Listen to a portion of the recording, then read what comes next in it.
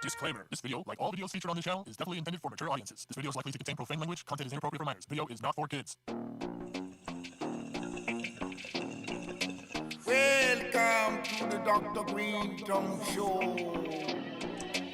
Lord of mercy.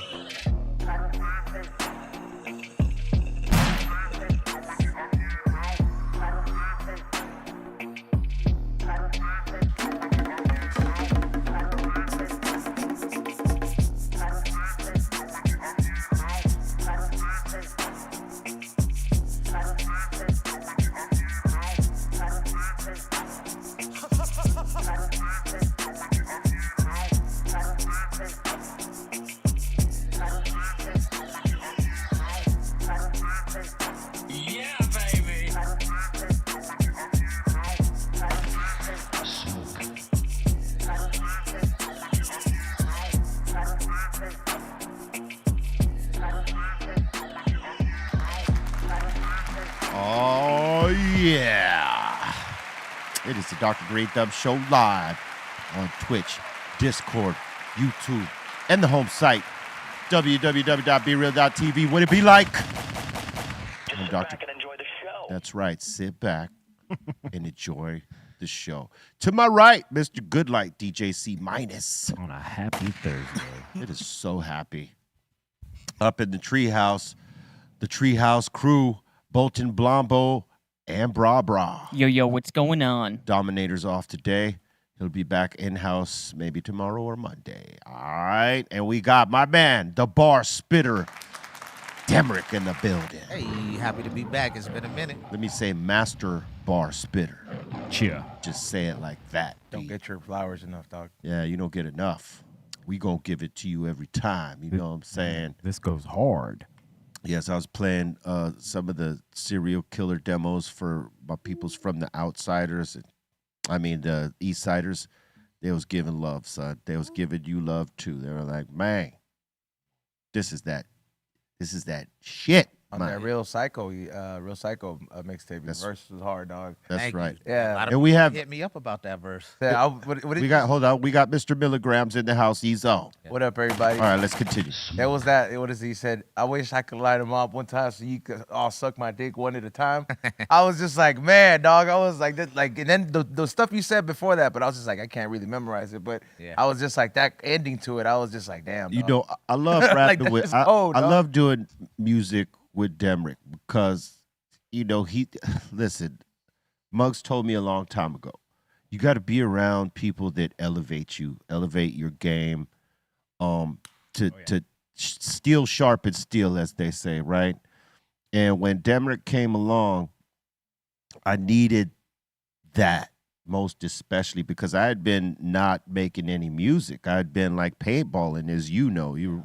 And when I got back into the music, we were deep in my home studio, and then we transferred to, the Chatsworth studio, and it was just like laser focus. But, I felt like I needed a challenge, and it wasn't like that we made this happen just like, oh, hey, Demrick is going to be. It sort of just like we explained it a lot of the time, where he was just kind of chilling there.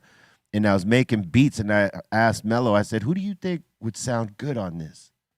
Like, what voice do you? And he goes, oh, my man, Demrick is. I'm like, Demrick, he's been sitting here for 6 months, chilling. He raps. Oh, yeah. I'm like, what? Because he didn't tell me about Tangled Thoughts or anything like that. And that was like new to me. Because, again, I was separated from music for a time because I was like all into the paintball stuff, right? So Mello highlights this, and I said, all right, well, Demrick spit on this track. And he just, like, massacred the shit. And that's what prompted me to start working with him immediately. You know what I mean? It, like, helped my MC game step up levels because I had now someone, who was proficient in dropping the bars. You know what I mean? And, again, you need people like that around. Yes. And I think we made each other better. And then when we brought in Exhibit, I mean, It was a wrap from there. rap. Dude, every serial killer's record has been nothing but like dope beats and bars. Come on. Well, You they're know gonna what I get a new one in 2025. Hell yeah, produced all by Scoop DeVille. Is it already done, or you guys haven't done it yet? It's pretty much done. Yeah, it's done. It just needs to be mixed. Yeah, he's just got to mix it. And one producer, which is what I like. Yep. And Scoop DeVille did an excellent job. When people hear this shit, they're gonna go nuts to it because this is ultra hip hop. Just like you know how people feel about Real Psycho right now, how Leezy came with those beats and just we massacred the shit from front to back. Serial Killer, nuts. You know- in the same way, like same regard. One producer, a vibe, and just hard hitting ass hip hop. Hell yeah. I wish more artists did that, bro, because you know, I feel that when they have like one solid producer, you're able to like push that producer Yep. or that whole album for even them to touch different boundaries or lands that they ain't even think about touching because they're working all around with your voice. So they could have different approach. You could do a love track with that producer. You could do a hard track. You could do a straight out like boom bap track. You could do a fucking collab melody. But it's all, if it's done with one producer, you get the full experience of that producer and that artist under that producer. Oh, yeah. As compared to sometimes I feel like when I listen to certain mixtapes and shit and they have like 5 different producers, I'm like, look, bro, like it went from 808s and then it went to some very chill, hard spitting shit. And I'm like, I don't really like that, bro, because I feel like old albums or certain albums that I keep in the chamber for certain vibes and shit. It's most of them, the ones that I do value and I keep it for vibe. It's all done out for one producer because it's like a full experience as compared to you trying to make a buffet out of it. Because it's not. That's what a mixtape is for. I get that. Like I would say that's what it's for. But an album is supposed to be timeless, bro. I 100% agree with that, and that was well stated. And like if you just listen to like a Gangstar album. Yes. That's all Premiere. Yeah. And that's all a vibe. Yeah. And that is 100% like non-skippable music. Yes. And you feel like it's one cohesive piece as opposed to like the gumbo of like a bunch of beats. Right. Like I like when like Freddie Gibbs will do an album with Madlib. Yeah. Or her do an album with Alchemist. You know what I mean? Like And- those Alchemist collabs are like the Gangrene stuff. yeah, that Gangrene, you know, and I really like that, you know, now it, like the artist with one producer is starting to take precedent again. You know, you saw it with Common and Pete Rock. They did a full album together. That was really dope.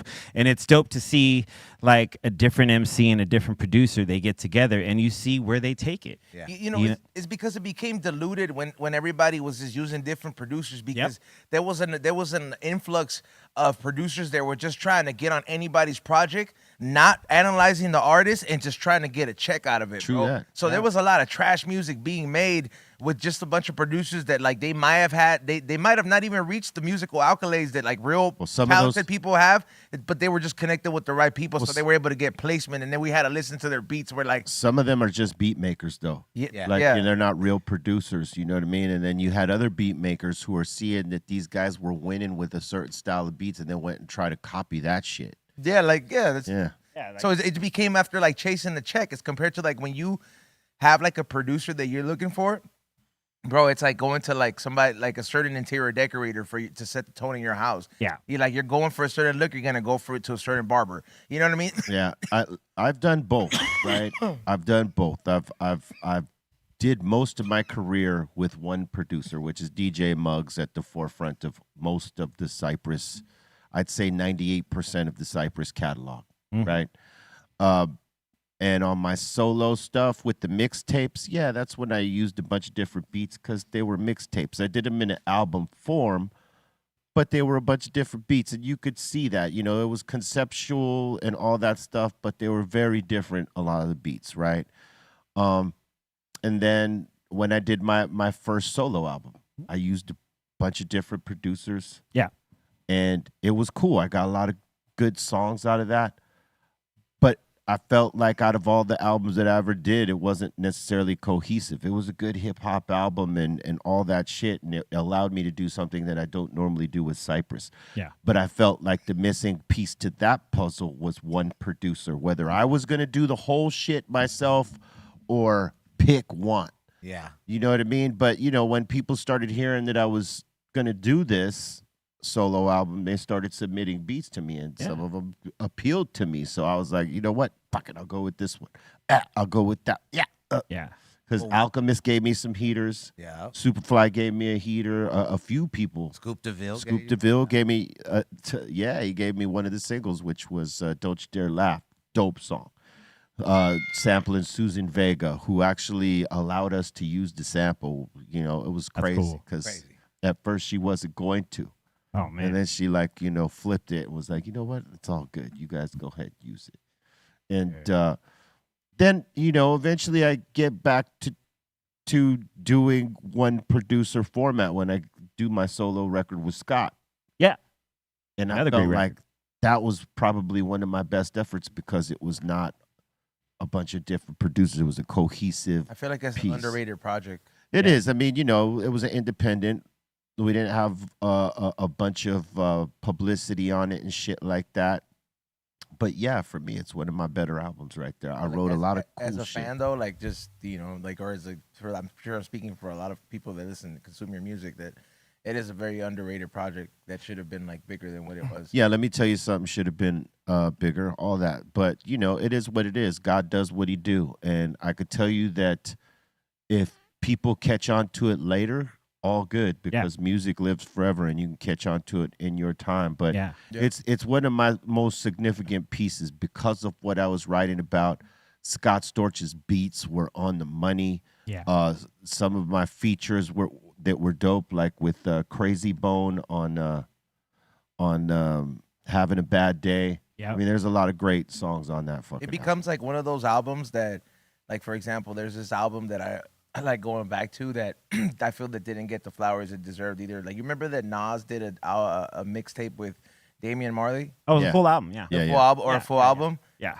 Didn't get the right flowers it is, but dude, when I was in 8th or 9th grade, I used to listen to this shit religiously. Yeah, bro. man. Like, it was like one of the hardest pieces of music I've like heard, dog. Yeah, And dude. Well, Distant relatives. Well, let me just say this to your point there, E-Zone, is that you got all the platforms like WorldStar, Hip Hop DX, allhiphop.com, Source, XXL, and all of them, that they're mostly highlighting stories and gossip shit rather than music. And they're putting up the shit that everybody else is putting up. Like, yeah, they'll put up Kendrick's album and Cole's and Drake's and stuff like that. But all like the golden era artists, they're definitely not highlighting as much music from these artists as opposed to the stories and shit like that. And as it relates to Psycho Les and myself, they act like we're fucking invisible.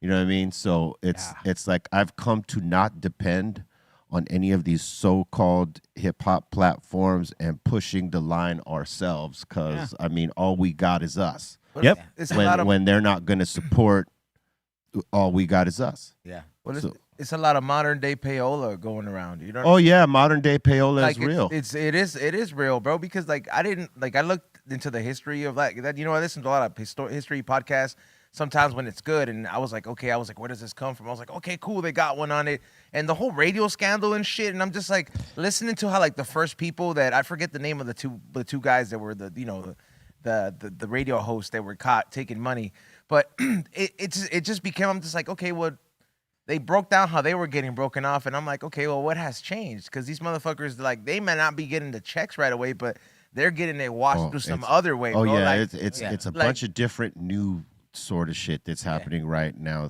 That would take a whole 2 to 3 hours to explain to these motherfuckers. Yeah. Like how people are getting it right now. Yeah, man. Bots are a big Yeah. part of it for sure. Yeah, back in the day, it used to be like I had one of the record reps from a really big record label when I was in radio. It was, because at the time, we had to sign these waivers of saying we will not take things for in form of payola to play records or whatever. Yeah. So, and he was telling me, he's like, man, because I was like, yeah, I had to sign the payola thing today. Yeah. He's like if I slided fucking C- a Rolex to play my record, that's a form of payola right there. yeah, 100%. yeah. And so he told me, he's like, dude, you think it's bad now? In the 80s, you could show up with a giant, and I say, and I kid you not, garbage, like big garbage bag. He could just show up to a PD's program director's office, throw a big garbage bag full of coke on his desk and be like, You're gonna play this shit. and he would automatically know. Oh, okay, cool. Your record's going in. We're gonna have it at this, and Yeah. this. You know what I mean? Like he said, it used to in the 80s. It used to be really bad. Like, Yeah, payola was like running wild Running back wild. then, son. But it's no longer the independent. It's no longer the independent guy. You know how like before in the '80s, it's probably like the guy that's like managing the band. It's everybody. You know what I mean? But like It's- now, it's everybody. when now. you have these it's everybody. But it's like when you have a label approach you. And like that's like having like a cartel approach the street dealer. You're like, hey, guess what? You should start doing business. It's like, bro, you got everything. Why wouldn't I fucking do it? Yeah. You know what I mean? So it's easy for them to manipulate. It's not a like, bad analogy. It's easy to manipulate like the radio when you have an endless budget. You're like, all right, cool. Like, what do I need to do to make sure that all the power? This Yeah. is just an example. All the You power gotta have 106 hey DJs to play. They're like, we're gonna give them all beats. Beats is gonna pay their rentals for the whole month. Cool cars for everybody, type of shit. Yep. And you're hearing the same shit nonstop on the radio. And you're just like, bro, like there's sometimes I even pay for XM, and there's some times where I'll listen to Shay 45 and hip hop. Whatever number 40, channel 44 is, and they're playing the same shit. I'm like, yo, bro, I'm paying the premium to not have this shit happen, bro. Oh, you yeah. know what I mean? So I'm like, it's happening on so many levels these days, bro. It's happening fucking everywhere. It's Everywhere. unfortunate, but eventually, because this thing rolls in cycles. Eventually, some of it will get fixed, and we'll Oh, yeah. complain about the other shit that's not. But most importantly, the thing that needs to get fixed is the fucking royalty rates on streaming. Ooh, that's I'm number gonna- one. I'm gonna keep saying that shit every day that I can, because it is unfair to every artist about this shit. Moving on, because it's at the top of our caption. Lil Durk linked to another alleged murder for hire. Yo, how is this like keep happening? Like it just seems like it. The young folks ain't thinking these days that the shit ain't gonna come back to them. Dude, not for nothing. And it's like, man, these days, no one's honoring a G code. Like, why would you? I mean, it's just, Yeah, dude. come on, man. It just seems really like, I mean, as soon as you get to this spot of, performing, doing gigs or whatever, putting music out, Financial success. financial success, you're able to fucking, break the cycle and go forward. You know what I mean? Do this dumb shit. And then you don't break the cycle because you end up doing this dumb shit. You know what I mean? It's like, damn. Yeah, and you're like you're a boss of you and your crew and everything, and then people could jump online, social media, make diss records about you, clown you online, make all kind of shit, and people get mad. That's what And then it's easy when you got your one homie there and you feeling in that bossed up state. Oh, I could just do this and get it took it care of. But in 2025, everything is traceable. Everything. Or 2024, and everything is going back somewhere. So, You take big chances trying to big league somebody like that. exactly. Instead of focusing on just building your people up in a different way and letting the bullshit. At what point do we let the bullshit slide? And Yeah. because you already made it out and you on the other side, and if you focus on something greater, after a while, the noise dies down. But as you're coming up, the noise is still gonna be loud. You have to choose to ignore it, or else people gonna try to bring you back down to their level. And access is a motherfucker because people just get online and embarrass you, get at you. Another dude just trying to come up off of shitting on your name or whatever. Adding that kind of energy to the equation, I think is a big thing. And ego is at the core of it. And I'll tell you what, you shouldn't still be active. Yeah. If you're trying to do this music and be getting a bag, to being famous. Yeah. Because I mean it goes hand in hand. If you hit a lick, everybody knows who you are and all that shit, and scrutiny comes and you're under a microscope. And if you're still fucking actively, doing crazy shit in the streets, man, that shit the microscope is even bigger. Do you think what I mean? That like they're watching you even harder, especially if you come from an active background in street activity like gang bang shit or drug dealing. They're fucking watching you even more now. So it's like you got to choose. And a lot of these cats are bringing the shit into the game with them, as opposed to like, I'm doing this so I could leave the game and legitimize. But, a lot of these cats are flipping it. They're like, well, I'm just going to wash my money this way. Exactly. What were you going to say, E? I'm like, do you think that like it's happening now more than ever? Because let's just say back in the day, if somebody said, "Oh, yo, like, man, fuck E-Zone," like it would take a while for that To get to you, to yeah. reach my camp. Unless it was some serious shit, like when you had beef and other people had beef, it took a lot for it to get to that level as compared to now, where it's like, hey, if this person has a lot of fans and he's saying, yo, fuck this person over there, and all his fans are just like, oh, well, you know what? It's fuck that person, bro. They'll start making videos. Oh, yeah. They'll start making all this, and all that shit gets to you, bro, because think about it, bro. Everybody has a phone. They're all coming to, have you seen this video, bro? You think I haven't seen it? It's about me, bro. I don't need all my family coming up to me, all my friends. Look, check this out. It's embarrassing shit. Yeah. They're all dissing you, and it's, They then you said kind of bad put news travels fast. Yeah, Yeah. bad news travels the fastest. you're put in a position where you don't necessarily have to react, but like if you're portraying an image, like, this guy's not obviously he's playing the guitar up there. This guy's over here making records about, drill Yeah. music, bro. So like Right. people are gonna be like, so you gonna respond back to the smoke and live up to your name or not? So he's kind of put in a position where he's got to bring that side that no artist should be bringing into this the musical success, which is that street side. Yeah. And it gets the worst of these Well, that's guys, the- bro. that's King the- Von is another example of that. If dude wouldn't have died, it would have been linked to so many murders. Well, that's the problem, is that you can't come in and into this game and become a name and still be active in the street, because Yes. your demise comes faster. Yeah. Your demise comes faster. You're a bigger target for law enforcement because you're still active, and now you have this platform, right? And you're a bigger target to people that are considered your enemies, your ops. You know what I'm saying? Because now they could figure out your movements. Oh, he's going to be on tour. They're going to be here this night, or they're doing an appearance at this club this night. So if they wanted to get at you, there's plenty of options for these motherfuckers to be getting at you. You know what I mean? That's why you need to leave that shit, alone, and try to legitimize and not bring that with you. I mean, most of us, when we were doing this in the early days, it was to get out of that shit and have something, legit and that was positive. Yes. And you got cats that are doing it for, many different reasons these days. A lot of them the wrong reasons. One, just because it's something to do and I want to be famous. Two, it's going to clean my money.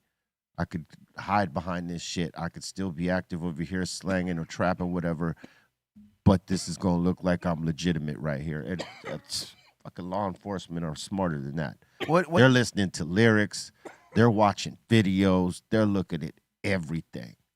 Why do you think it's only this genre that has that shit going on? Because Like- of where a lot of us come from. You know what I mean? In this particular genre, a lot of us come from, neighborhoods that are straight up gang banging or drug dealing or impoverished and like fucked up. There's some fucked up upbringing rockers too. Yeah, but they're it's not it's killing it's each but other. it's not the same though. Yeah. It's not the same because the difference is the way that hip hop speaks to people and represents a certain people. It's a very powerful thing.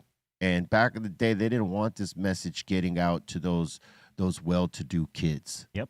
You know what I mean? So they were trying to constantly squash the message of this genre, like throughout its existence, trying to say that it was going to be a fad and it's going to wash out in 5 years or whatever. Right. And all the finger pointing to it, that it was a bad influence on this and that. And to some degree, they were right on that. There's great influences in hip hop music and fucking horrible influences. Right now, we seem to be seeing a lot of horrible influence. You know what I mean? But to me, that's by design. I think the record companies want that because, obviously they invested in private prisons. How you gonna fill them if you don't influence people to act like assholes, to be like the rap stars they look up to that are acting like assholes, that some of them are still active in the streets doing dumb shit. So like when a kid looks at that, like, well, he's doing that, I could do it. Right. You know what I mean? And- And it's for an agenda, obviously. But Yeah.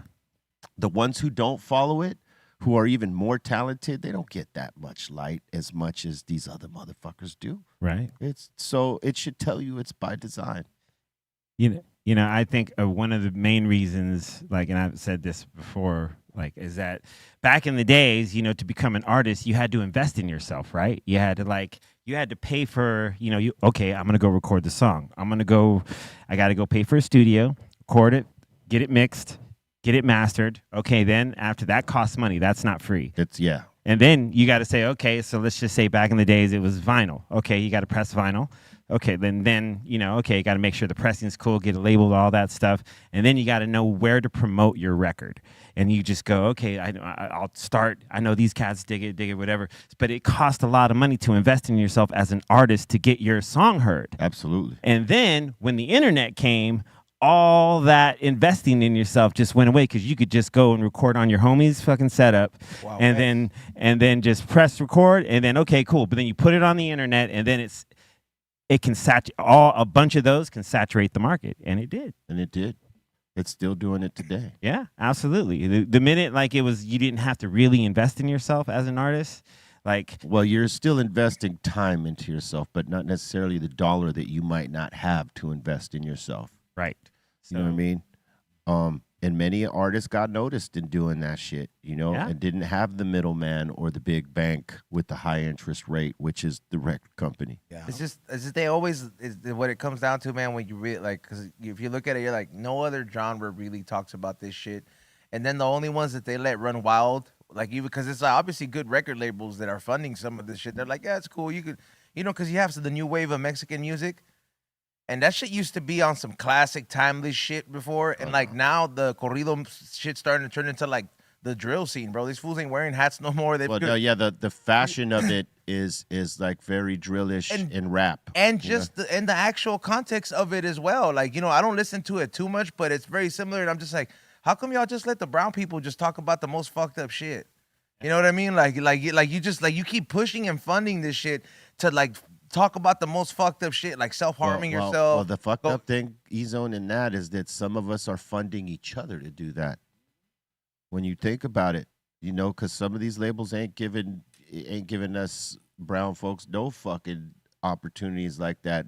A lot of them are, but some of them not. And so when that happens, we have to invest in ourselves, like C- was talking about. And you got other groups of homies that are in that lane that will invest in that, and they don't care what, like, if the songs are poisonous to people or not, as long as they're making that fucking bottom line dollar, son. Exactly, they're following trends. They done created a whole thing. That's the new drug. Yeah, they called it crash out music. I'm like, crash out like, music. That shit wild. Where just people just like, fuck it, I'm gonna go to jail tonight. I'm gonna take, you know, and they just pushing that agenda, and then, you know, art imitates life, right? So people out there you know, following that lead. But, you know, when that cell closes and the judge, you know, drops that gavel and says, this is what you finna sit down for this amount of time, like that record that had you all fired up to pop out there and be like that, that song ain't playing no more. That shit, it's all the other stuff that comes with living that life. So it's like, it is a shame. And just like you said, I agree with you, Be Real. It's like they are funding it. We're funding it.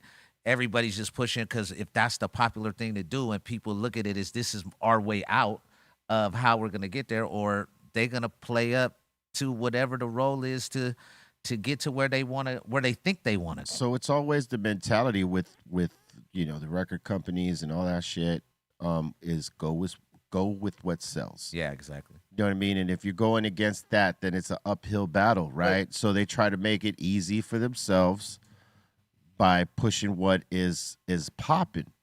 And that means, you know, you're going to get a lot of cookie cutter music where it sounds the same and everybody's talking the same bullshit, you know what I mean? And then it creates what we're seeing right now. The crazy thing about it, though, is that, like, if that's the excuse for the record labels not to make a change into the context of the music or what they're going to push, it's like, yo, the shit in the beginning was about positive shit. No, it's about where they make money.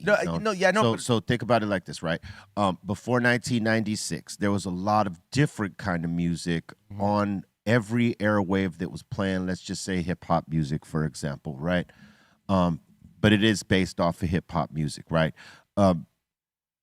After 96, records that could not get played on the radio, that they would not play because they were taboo or too violent, or you know, glorifying gang violence or violence in general, or drugs, or the taking of drugs, or the selling of drugs. All that shit could not be on the radio before 96, right? Am I right? Right. After 96 and Tupac hits, it all changes. Now you start hearing that thug life shit all over the place, but in a different way. Not as thug life previous to Death Row, but after his getting onto Death Row and like his reign at that point, you start hearing a lot of music change from positive on the air, I mean on the radio waves, where less positive, thought-provoking music is put out there in terms of hip-hop and more of the thug shit. Criminal commercials. And then eventually it starts snowballing into now the pill popping shit, the party, the the extravagant, the so-called extravagant lifestyle and the flamboyant shit and the all that sort of meaningless nonsense that we've been here for the last fucking 10 years that eventually turns into the drill shit. Yeah. All that took effect from 96 to now and has progressively gotten worse. And you hear less and less positive music on the airwaves in terms of free radio than you do anything. I mean, you hear less of it and more of the other shit. And when the record companies and the radio stations and all the big corporations started investing into these private prisons was in 1996.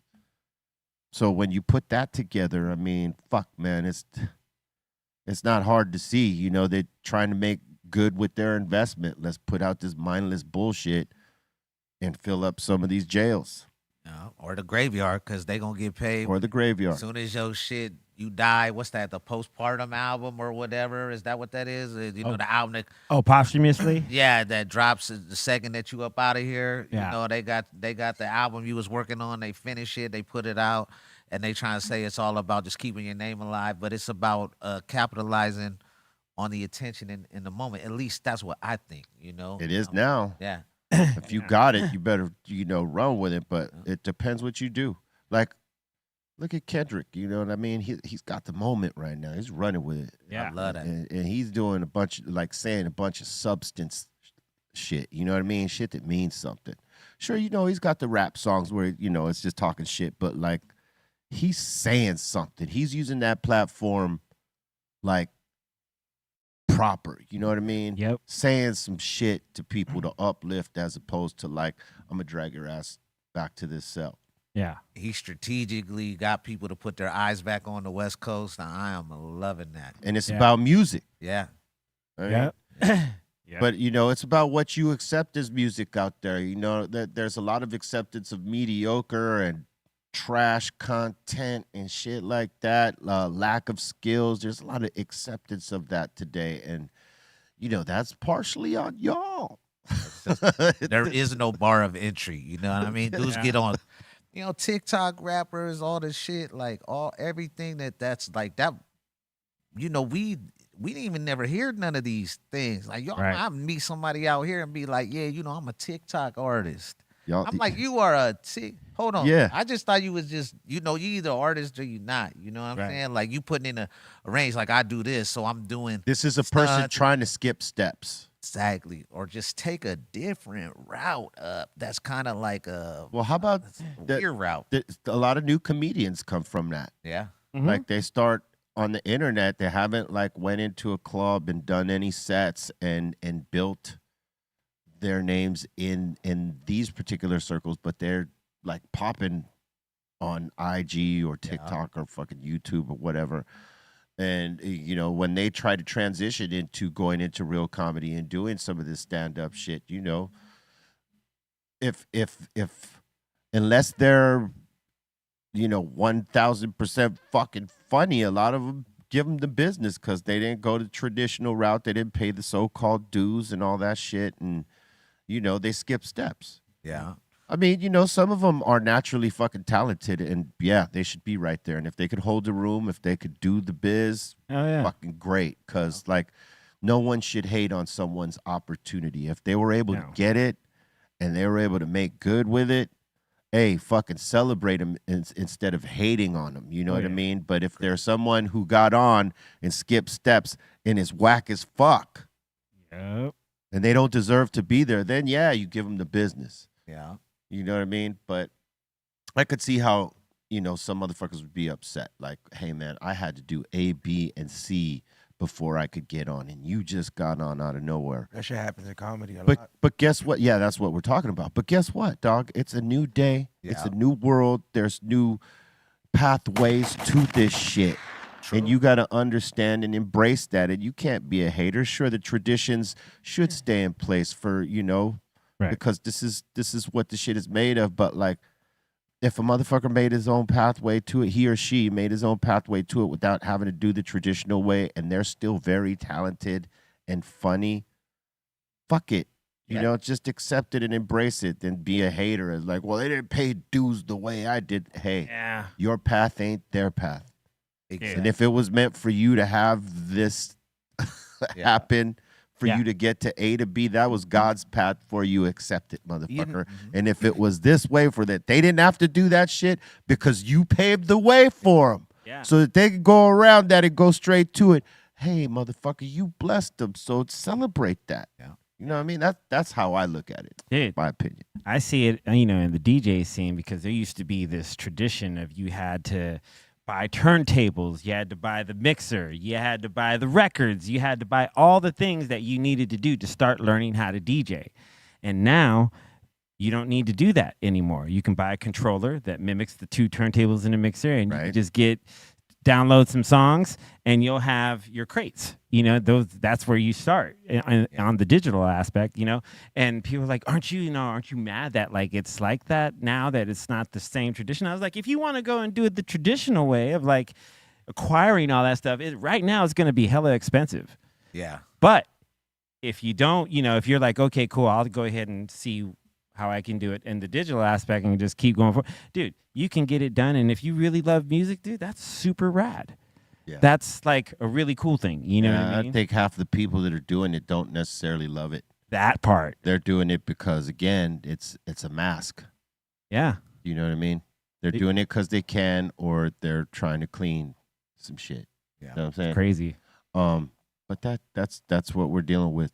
Then, you have to just know that that's some of these artists out there right now. Yeah. For me, I don't ever shut anything down until I could say that I don't like it because I heard it. I put my ears to it, and it wasn't for me. I can't ever just hate on something because everybody else is hating on some shit. That is the fuck shit. Yeah. You got to form your own opinion. So if that means listening to it and either loving it or hating it or being indifferent. Yeah. I have to form my own opinion. Yeah. Like I can't just I could take someone's suggestion and be like, okay, I'll keep that in mind when I listen to it or look at it or whatever it is. Yeah. But I got to form mine. Yeah.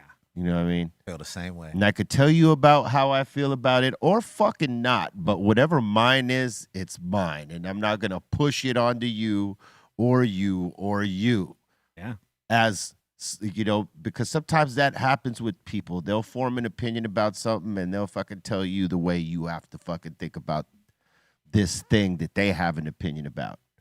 Like, nah, you need to hate this shit because this shit is whack. I'm telling you, this shit is whack. And if you try to fucking form any opinion against that, they'll argue with you. Yeah. Most of the time, people listen to it when somebody said that. You be like, I kind of fuck with this, man. Yeah. I kind of like. Fuck you talking about? That shit is whack, son. You don't know what you're talking about. I don't know, Yeah, man. man. I don't know. I kind of rock with it, man. Yeah, and that's the thing. It's subjective, Yeah. Everybody's going to have a different opinion. Listen, we might listen to something and, three of us say it's the shit and one of us says, I don't feel that. Yeah. Yeah. And that doesn't mean that person's wrong. Right. Yeah. Just means they don't feel that. Yeah. Yeah. And they're entitled to that. Yeah. But at the same time, the three are entitled to feel it. Yeah. And you know what I mean? And not that one like, y'all motherfuckers are whack. You Dude, that like shit's that whack. shit. That shit is whack. Yeah, that's the worst. You know what I mean? But you got to respect his or her right to have that opinion, like, and it's okay. Yeah, like I've had a conversation about Sexy Red with Shirley Jew. She loves Sexy Red. I don't. And she's tried to explain why Sexy Red is dope to her. Mm-hmm. And I tried to explain why she was not that dope to me. Yeah. And it's like, well, look, I'm not going to convince you, and you're not going to convince me. You know what I mean? I celebrate the fact that she's got a lane and she's pushing it, whether I agree with what she says in this lane and the music and, you know, all that means nothing. You know what I mean? Because it's only my opinion. But, like, I don't feel it the way someone else might feel it. Yeah, and everybody got their tribes nowadays and who rocks with them. And that is actually the dope thing about music at this point is that if you like what you like, you create your playlist, you rock with what you like, and that's it. You go to concerts where people like the kind of thing that you like. You know, it's not like a grand consensus like how it used to be. I feel like there's different pockets of music because there's just so much different kinds of music because, like we said, there's no bar to entry. There's no different, you know, people could make it different ways. You can get on like this, like that. And, you know, people like what they like. And that's I think that's the cool thing about music, honestly. Indeed. That's the best thing. Yeah. It really Music is the best. Dude, and sometimes hearing different opinions on different artists, like when you get in a conversation with someone about music and you start hearing what the difference, like, you know, what their favorites are and what their not favorites are, it might make you go check something out. And then you expose yourself just off having a conversation about something you normally wouldn't have checked out. But you're like, you know what? I'm going to go listen to it. You know, they said that was dope. Like, oh, all right. And you go listen to it. You're like, damn, it is kind of dope. Like, and then you get put on. And that's always one of the best feelings to get put on to something new. You were like, damn. That you like. Yeah, that you like. You're like, damn, I really like this. That's really cool. That's a really cool. And especially, I got put onto this album by a conversation of something I would have never even checked out before. I remember when DJ Muggs put me on to Leaders of the New School. Woo! I mean, when I heard that shit, it was like right up my alley because it was the type of hip hop I like. That rah shit in your face. The cadences were like fucking just like nuts. And then we went to go see him, and it made me a bigger fan because like their live show was just ridiculous. The three of them had this crazy ass energy, and you know, that was like one of my favorite groups for a very long time, man. Yeah. And Muggs put me onto that because I mean, you know, he was on the East Coast more than we were, so he had a chance to see some of these groups before us. Yeah, because we didn't know nothing about that. Yeah, on the West Coast until it came down here. But yeah, man. Dude, I remember like hearing Case of the PTA for the first time, and it was like all four of these MCs had different styles. And Buster killing it, you know, and then they did Sob Story, and I was like, ooh, I was like, yo, these dudes are dope. And then you started hearing like everyone like rapping, and you were like, dude, this is dope. Let me ask you this as a writer, Demrick. Was there ever an idea that you had that you held for a long time until the right beat came? Oh, yeah, for sure. Or a story I've been meaning to write that been right in the forefront of my mind, that it's like you hear the beat and you're like, oh, now it's time to write that song. Yeah. You know, you're like, I've been waiting for the right music because sometimes if you just feeling something and then, you know, with writing, I follow the production. That's why I always can write. People be like, damn, Denver, you can make so much music. And I think a big part of that is because I let the music, when I hear a beat and I'm like, yo, I fuck with this beat, and it's the melodies, the rhyme patterns, and then the words. Right. But sometimes you hear a beat and you're like, oh, I've been wanting to talk about this. Yeah. Like it's time. Yeah. Oh yeah. I mean, it's a trip how you bank stuff like that. Because I had the idea for Rock Superstar like 2 years before we actually recorded it, and you know, I could not, like, the idea would not go over certain beats. You know what I mean? Like in a remix now, you could probably do it, but for it to make sense to me, it had to be a certain beat. And it wasn't until Muggs came up with the beat that eventually becomes the song. I heard that shit, and it was very, it reminded me of Kashmir. Yes, absolutely, 100. I mean? Led Zeppelin's Kashmir. So that would be our Kashmir, Rock Superstar. And when I heard, you know, how it constantly lifts and then it changes back and then lifts again, in terms of the arrangements and shit like that, and then the strings, I was like, this is the fucking song. I hadn't had it written yet, but I had the idea for it. And what's crazy is that if you look into every decade of music, there's always a rock star song. Yes. Straight up. Yeah. that there is a rock star, a song about being a rock star in every fucking genre and every decade of music. Well, mainly it was in rock. Yeah. You know what I mean? Yeah. Because if you look at the 60s, there's a song about trying to be a rock star. 70s, same thing. 80s and the 90s. And even now, I mean, in the 2000s, Well, like, there's been so many songs about that shit. Wow. what I thought was so dope about that record was the perspective you wrote it from, which is like, Yeah. are you sure you want to be? Are you sure you ready for everything that comes with? All the things that come Yeah. with it. Yeah. Yeah. Dude, and it was dope how you did the two different versions. There was the rap superstar and rock superstar. Yeah. Right. And everything you were saying pertained to both. Yeah.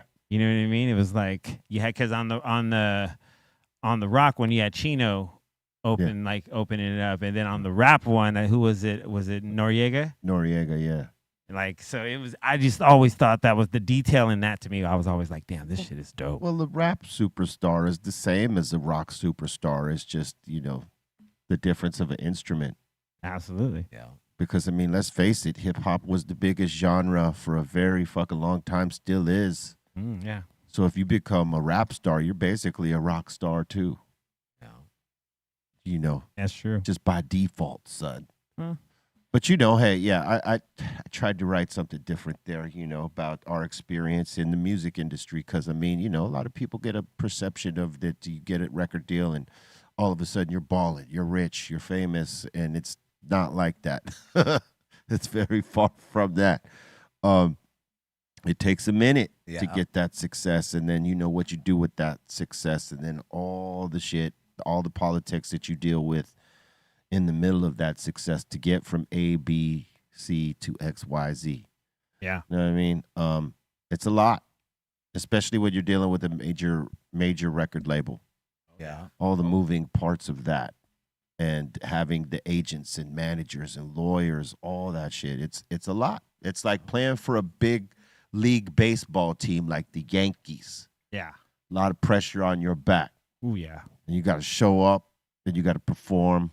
Or I should say the Dodgers, man. You know what I'm saying? Because here in L.A., and we are the champs. Yeah. Yeah, it's a big league contract, Yeah. right? So it's a whole lot of big league responsibility that comes with it, Oh, yeah. and all the stuff that you don't even think about when you're trying to be an artist, when you're a starving artist and you're trying to get a record deal. You don't even know half the shit that Yeah. is going to happen because no one ever tells you. When I Yeah. first moved to LA, I for sure was thinking like, you get signed, you get a big song, and then it's up from there. It wasn't until I got out here and started running around that I would see people that had legitimate hit records in the past, like songs I grew up knowing, that when I seen them, they weren't in the best situation that my perception was Right. like, okay, cool, you get a hit song, you got it made. You're always gonna be able to release music. You always gonna have your fans. You're always gonna be there. And only through maturing and getting to know it I was like, yo, what somebody does in their personal life and their own choices and it has nothing to do with the song. A classic song or a big song or a dope record that really impacts the genre, it is what it is, Yeah. What comes after that and all the other stuff, there's a lot extra stuff that goes into that. And Right. I think me coming from Philly at the time, just coming from like rocking shows, selling tickets, doing that, battling rappers and on South Street and shit like that, I had a very narrow perspective or understanding of what was really happening on the inside of the music industry. It's not like you go to YouTube and watch videos of people, Yeah. telling you this or that or this is what it is. Nobody was exposing anything. And then when I got out here in LA, where I would see like, damn, oh shit, oh man, this song, like, dang, I grew up on this. And then you realize their life don't line up to my perception. Right. That Right. I had to readjust and be like, oh shit, this shit a grind the whole way through. Like, you know what I'm saying? Ain't nothing gonna, that's that youthful thinking that'll make you think that you can make one decision when you at this point and you just gonna ride it off into the the fucking sunset. No, life goes on for a long time. You know what I'm saying? You Yeah. gotta keep it going, and then also the things that happened in the past is about what you're doing now. And I think that those are the kind of early lessons that I seen that I caught on to real quick of moving to LA. It's like I said, there's no school for this, so they don't tell you what the expectations are and what the responsibilities are going to be, and showing up. Yeah. Being pro, learning to be pro, and showing up, and all the little things, because the music, in spite of what people think, that's the easy part for an artist. We could be creative all the time. It's being able to get it together, Yeah. and getting behind the work, and actually being accountable and showing up and being consistent. Yeah. You know what I mean? And not necessarily, staying hungry, like being like having passion for what you're doing, wanting to do it. Giving a fuck. And not just, giving a fuck, and not just sitting on your hands and like being like whatever. You know what I'm saying? Okay, I put this music out, it should sell. Nah, you got to go out and work it. Yep. And that's the hard part, is going out and working it. Because at first, before you get paid, you're doing those promo tours, promo events where you're not getting paid nothing to go play your music and try to win people over. You might have per diem, but I mean, Per diem don't pay the rent. Per diem don't pay the rent. It pays for the week that you might need to feed yourself while you're out on that tour. Yeah. But like there's a lot of elements to it. But again, the game is different these days. Motherfuckers are skipping steps and getting bags early. Yeah. So it's a different ball game than the processes we used to have to go through. I mean, it's a little bit easier now. Because of technology and whatnot. So There's different ways to get money. Yeah, you be different ways, Like, for damn, you making X amount of dollars off your YouTube every month. And Right. you might go check and you be like, okay, people are listening to this music there, but ain't listening to it here. They can't go do a show. They can't get booked for a show, but they're pulling a substantial amount off of their YouTube because they understand it, or they got in the algorithm, or they know how to make the music for that pool of people that are listening to it. And that's the whole thing, like different ways you can get to it today. And I think that's dope. Like shit, even the gaming thing, totally different. I always think about that. I'd be like, and I have my little stint when I love video games and shit. If I was, 12, 13 years old and I knew that I could start a YouTube channel and I could do a Twitch or whatever, some kind of stream me playing video games and allow people to kind of like, tip me, or I could repurpose that and put it up to here and monetize and shit. Who knows? I might have really took this video game thing different. I might have jumped into it differently. Man. Hey man, I'll tell you what, if I had kept on my NBA live skills or 2K skills and my Madden skills, I'd be like, that'd be my other job right Shit's now. a whole nother job though. I would do it.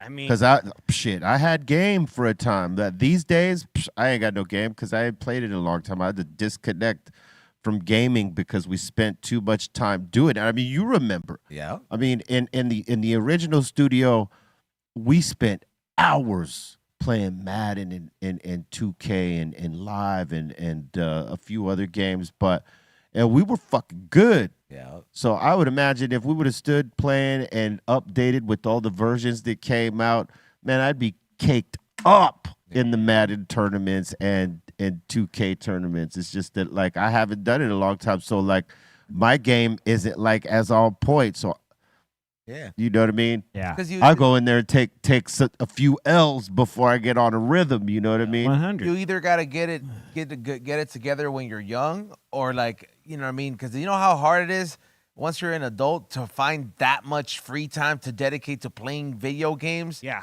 When there's real life going on, like paying bills and shit like that, like it's hard to get. Once you got real life going on, Well, it's hard. Like what you were saying, it's like, if we would have known back then, we could have trained our mind at a younger age to be able to go, this is actually like something that could happen. Like when you see these kids on Twitch, they're making what, $6 million a year or 60 million. It's like, dude, if you knew that was a goal that could be achieved off playing video games, we would have trained our brains to just go and play. Reading frames. There'd be pros at our age as opposed to pros that are like 15 and 14 and shit Hell like yeah. that, right?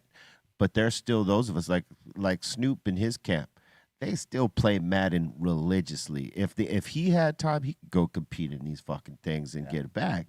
Damn. Yep, or just Yeah. even stream it because I trip out about how many people like kids will just if you're good at like a game, a Fortnite or something like that. There's just a bunch of kids out there that will just watch you play, Yeah. Yep. and that's trippy to me. Like, Dude, I've seen videos like, or people talking about their kids. Like they'll watch. He's like, you got, like son asked. I mean, a father asked his son, like, so you really sit and watch people play games? And he's like, yeah. And he's like, for what do you get out of it? He said, well, I might see a move that I could do that I never thought of. But that's so. Why can't you just play the game and find out? But Well, because you learn different techniques from watching other people do shit. It's just the same as, like, let's just say a DJ comes in here and starts doing some different shit. If I watch him long enough, I could catch he or she and learn that move if I'm watching it. If I'm not watching it, I'm just hearing it. I ain't learned shit. I just heard it. yeah, You know what I mean? So it's the same with some of these gamers. They're trying to find a different move, a different, something that maybe they didn't think about as they're playing that same fucking game. So yeah, they're analyzing moves. And it's probably like same thing as like back in the days when we would go to the arcade and there was the one dude killing it on Galaga, and he would have a crowd around him.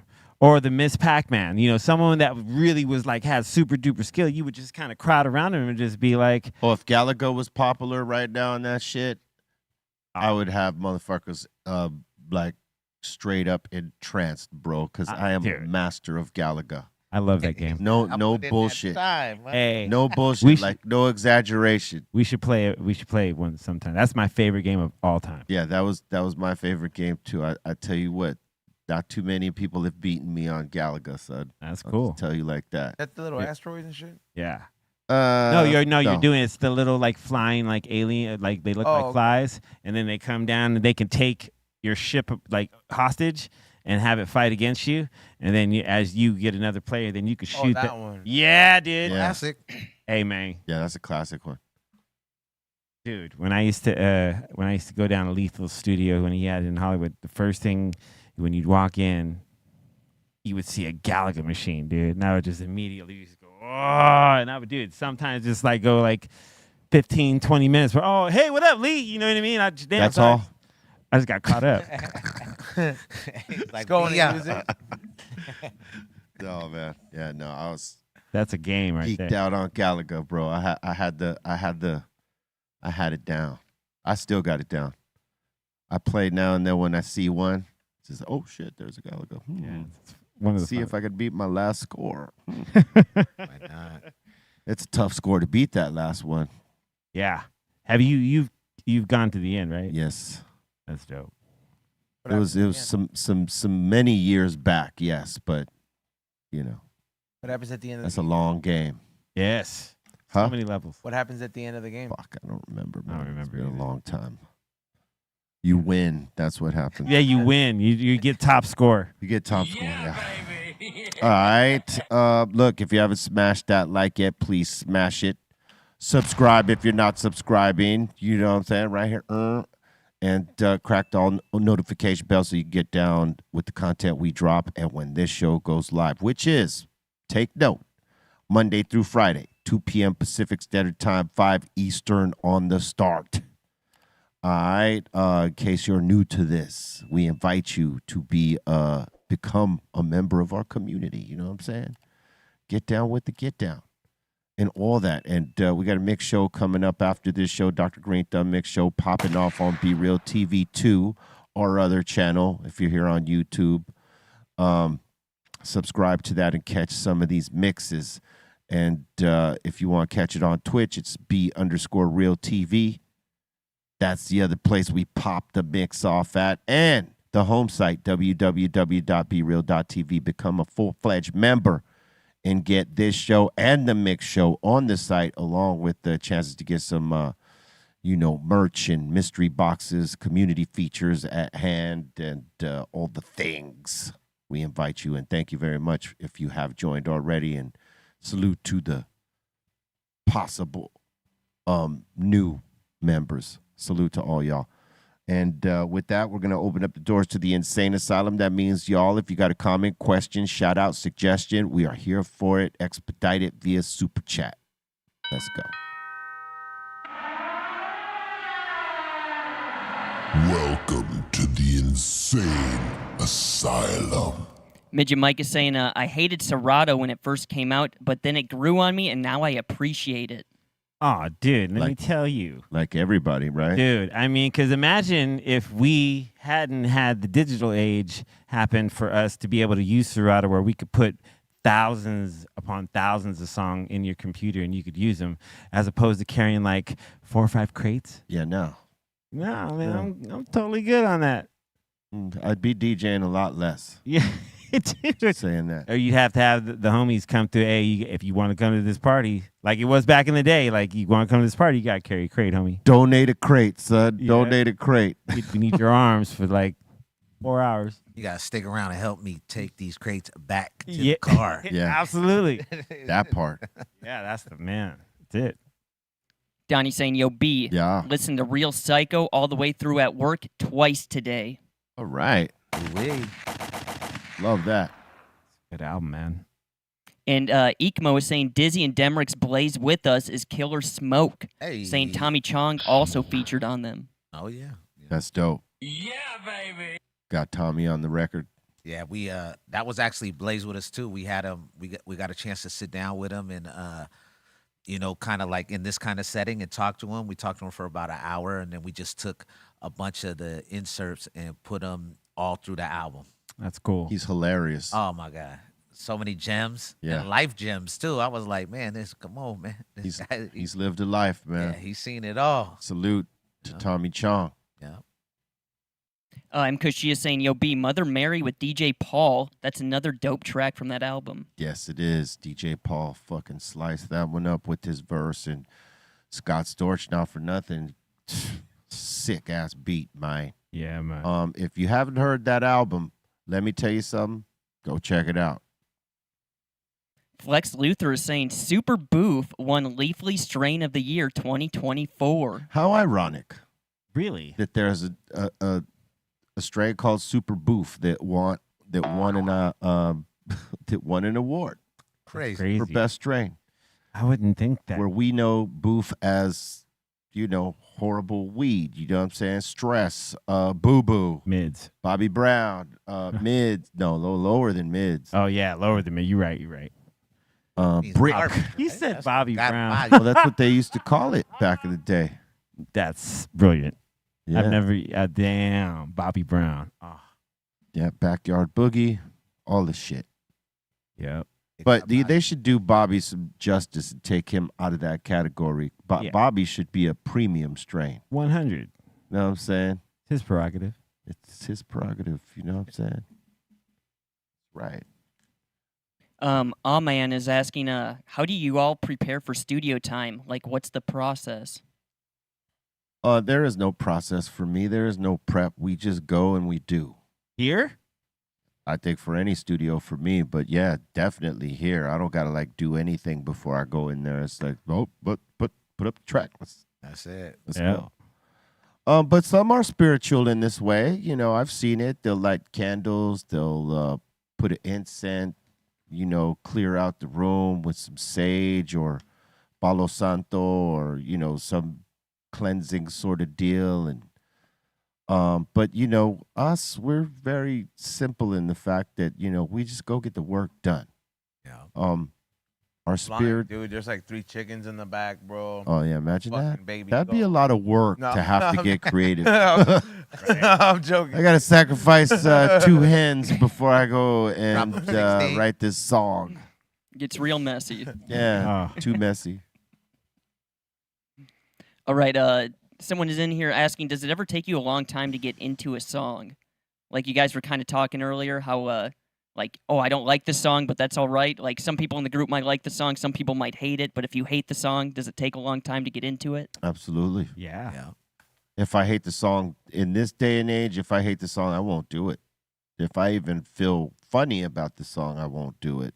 But in the past, when there was beats that I wasn't necessarily feeling off top, yeah, it took me a little bit longer because, you know, I had to get around the fact that I did not like or favor the beat. Yeah. You know what I mean? And I had to figure out how do I make it work for me. And in the end, you know, I liked what I did, but it was like I had to work harder to like what I did. Yeah. Have you ever like heard a beat and initially didn't like it, but then you stepped away, you listen to it later and you're in a different mood, and then you're like, oh, I could kind of that creativity, because it's all Yeah. about that creative spark, right? Yeah. We can't write to it, and you just can't do it, or you can't, you know. Yeah. But you hear something a little later, and you be like, oh shit, like I found my pocket. You were Yeah. in a bad mood, and then you listen to it in a good mood, and then Oh yeah, Yeah, that makes it for different. sure. For years, I could not listen to "What's Your Name, What's Your Number," and now I've grown to appreciate it all over again. Like where I'm like, oh, that we should be playing this song. What the fuck is wrong with us? you never done it live.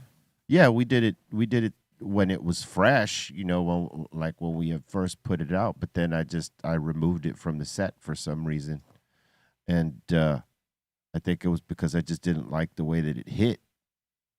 And I was listening to it with different ears back then. I felt like it was too happy. Yeah. You know what I mean? But I think it works in the dynamic of it depends what type of show you're doing. Yeah. Like, so in a festival reggae setting, like, you know, like Cali Vibes, for instance, or Yep. Cali Roots, or any one of those, it would work in that setting. If we were to go play it in our ruckus hip hop show or it's a club like setting, like what we saw in Germany and Switzerland, no, that doesn't necessarily work there. But I think it works in different places, and I can hear that now, whereas before I was just like, no. Damn. Yeah. All right. Benny Rico's asking, yo, E-Zone, what funky tip you rocking today? One of the insane ones. I'm not sure the name, but it's insane, and it's 12 millimeter. And my hash holes be like doing some damage to me, dog. Yeah. Straight up. I've been smoking a lot of hash holes lately. Me too, dog. And it's just because you know what I was doing? Like, I'll get a QP of hash, right? Different flavors, have them around. And then I go through one jar and I'm like, oh, I'll leave a little stash here. I'll go through another jar and I'll leave a little stash here. So it's like 1.5 grams, 2.5 grams, and all these little jars. And I have a collection of all these jars. So I'm like, what the fuck am I doing with all this shit? So I just started scooping it out, and I was like, well, I'm not gonna dab all this, so let me just make them into hash hole worms. Yeah. It's been going in, but it doesn't help being, a little bit tired. I hear that. Got you. So you're saying you might have like 3 or 4 different kinds. Like, of I roll them out already. Like, Yeah. when I'm at home, I put them in the fridge and I put them in some wax paper, and I have like worms, just like just like 4 of them lined up. The best time you could ever say that. And then whenever I want to just take them out, just put them in and place them in the middle. Like this one has them. Yeah. That's crazy. Rod is asking, where do you rank your verses on Hole in the Head, piggybacking off yesterday's convo with the East Siders? My verse to Hole in the Head. I don't know where I'd rate that. It's pretty goddamn good. I'll say it. The story to Hole in the Head is really dope. And the beat that Muggs provided for that story was ridiculous. We do a mashup with DJ Quick's Fandango. Oh, no, actually, sorry, not Fandango. It's a Snoop Dogg's Vato song with Yep. Pharrell. Yep. Yeah. And you've heard it. Where we're all do the lyrics to Hole in the Head to that beat, and it's pretty goddamn sick. Yeah. But I love that song. That's one of my favorite songs. We used to play it a lot back in the early days, but we don't play it as much unless we're playing it with that flip on it. Which, we might bring it back to the set. I got to find the instrumentals for it, or we could stem it out. Stem it out. All right. And Josh is saying, yo, E-Zone, shout to you. Distant Relatives is a fire album. Yo, man, shout out to you back. Yeah, man, y'all motherfuckers be thinking that I just be listening to that new shit, bro. Like, I appreciate all kinds of music. That's But refreshing to hear. Because that shit, like, at one point, it served as an escape. It still does, but not for the purpose where I was, like, constantly listening to music back in the day. So having the internet helped, for definitely a lot. I know that he has a diverse musical palette only because when he mentioned that he gets down with Fleetwood Mac and then eventually the yacht rock stuff, the admission to the yacht rock stuff, that's a diverse palette. Yeah, my to a bunch radio, of different my shit. radio settings are everywhere, bro. Like for sure. Like first two is for sure Hip Hop Nation and Shape 4-5. Then it just goes to the Yacht Rock station. Sometimes, bro, the John Mayer station be playing some jams, bro. That's sometimes be like some other shit, bro. Yeah. Yeah, I don't know, man. Like you gotta appreciate, because you as a human, I feel like you experience like all the part of the greatest part about the human experience is all the emotions you get to like embody, because they all teach you something different or they make you go through something. And sometimes you need something to make that shit go a little bit easier, and music has always served that purpose for me. Yep. And that's sometimes when I've always discovered some of the music where I'm just like, fuck, now I get it. Yeah. Yeah. Yeah. Yeah. Same here. Like I think over the last like 25, 30 years, I have never liked Hotel California by the Eagles. Oh, you didn't what? You didn't like the What? Hotel California? No. You still but don't? but now I can appreciate it. Okay, so speaking of, yesterday we're like chilling in the office area, and out of nowhere, Pedro puts on Hotel California, and he says to me, "If I could learn any guitar solo, it would be this one." Pedro said this? Pedro said that. I said, "You would learn this guitar solo because it is one of the most iconic guitar solos, in music." But it just tripped me out that Pedro chose that song. Yeah. Which is a great song. But I'm just saying, in context to what we're talking about here. Yeah, I Hotel mean, California. If you didn't like it in the beginning, you eventually end up liking it later. Because I was the same thing. I fucking couldn't stand the song. What do you think it's about? Out of your in your opinion, not what you've heard. Hotel But California? Isn't it about like you check in but you never check out? Yeah. It's just like you go there. I mean, metaphorically, I always thought he was talking about like going to hell. Could be. Could be. Or like he's on a journey straight to hell. Yeah. I mean, that record to me kind of just used to make my skin crawl because I'd never liked it. But over the years, I like actually sat and listened to it, and I'm like, damn. I'll say this. It's pretty the good. Eagles had beautiful harmonies, man. They were badass. Don Henley's a good drummer, too. Guitar work on there was always on point. Everything. They had a Glenn great Fry, band. bro. And Joe Walsh. Yeah. All right, next. Karina's in here saying, "What up, everyone? Shout to Demrick. Went to see Ice Cube in Ottawa, and she's saying, what an awesome surprise you and Exhibit came out to perform. Y'all killed it." Hey, thank you so much. Yep, it was dope rocking those shows with Cube. That was some legendary shit up in Canada. Yes. Number love. Yes, indeed. Shout out Canada. Damn, that's crazy. How many shows you guys do? I think we did 6 or 7 with him up there. Little mini tour. Yeah, and it was just dope being around his crew, getting to see him and Dub C rock it every night. The way that they did it, that catalog was crazy, and the fans, it tripped me out because I was like, damn, Cube really got so many different layers to the fans that come to see him. Like, somebody who like the NWA stuff, then his solo stuff, then his movies. Yeah, all that. Everything. And then his kid movies. Because, his first movies wasn't the same way that, some of the things that he got into even deeper with that. He had with the his adult comedy movies. Well, not adult movies, but, movies made for adults. Yeah. And, obviously the Disney style films. Are we there yet? Yeah, like exactly. those movies, like they're huge. Does that piss you off whenever you see somebody that like has done like something like that, like where you're like, man, what the fuck?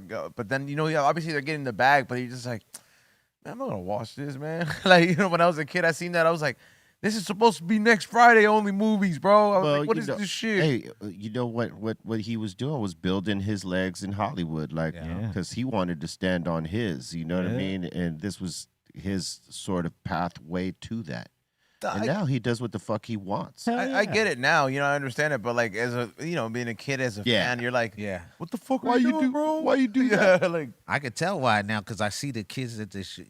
Some of those kids got older, and it's like you might go to a show and there could be like he got lifelong grandpa, fans. the dad, you know what I'm saying, and the kid all at the concert together and all appreciate Cube for their own reasons and learned about him at different times.